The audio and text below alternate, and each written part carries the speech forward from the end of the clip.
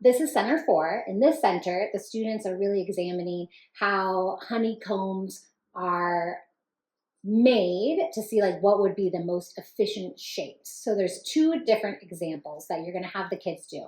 And you can split them up into pairs if you want, or if you're reading the group and it seems like it's best for the volunteer to do it and show, or if you want them to do it individually and then take turns, split them up however you see making sense for your group. But you're going to start them off with circles, and you're going to give them a selection of circles and a blank piece of paper. This one's not blank, but that's okay.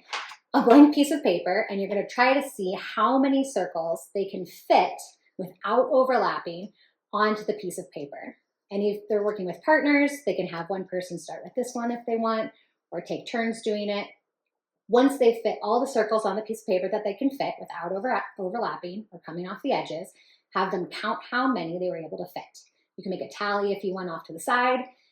After you finish with the circles, you're then going to talk about maybe where there's open spaces, where there was wasted space, and then you're going to give them the hexagons. They're going to do the same type of activity with the hexagons, where they're trying to fit as many as they can onto the piece of paper.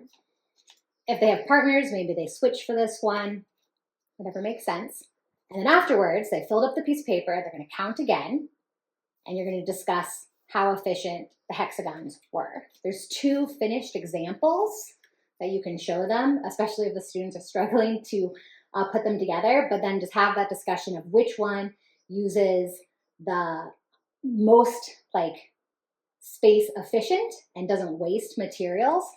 They're familiar with hexagons from when we did the snowflakes, but there's also a visual guide in here that you can talk about different ways hexagons have been used and some places we can see them in nature. The second part of this station is really fun because the students will get a chance to be honey scientists and sample a bunch of different honey. Before you let them sample anything, you want to walk them through a different system of exploring the honey. It's not going to be these honeys necessarily that are in there, but you want to look at the consistency of it, look at the color of it before they're ever tasting anything. Maybe you could have them smell it. You want to talk about it almost as if they're honey connoisseurs. There will be 2 different resources in this center. One will probably have visuals of different flowers that the honey can come from. It can also show the lightness and darkness.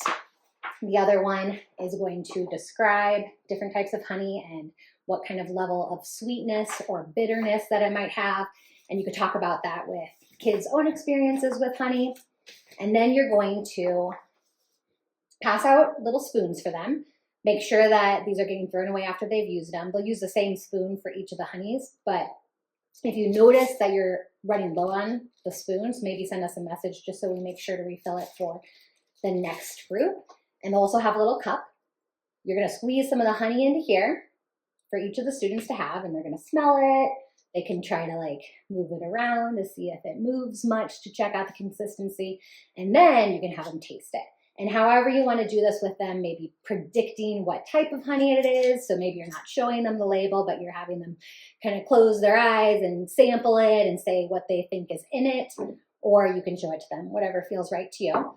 And then you'll be able to do that with 2 to 3 different types of honey, and you'll have them use the same type of resource still. So maybe put the honey off to the side so that it's not making too much of a mess.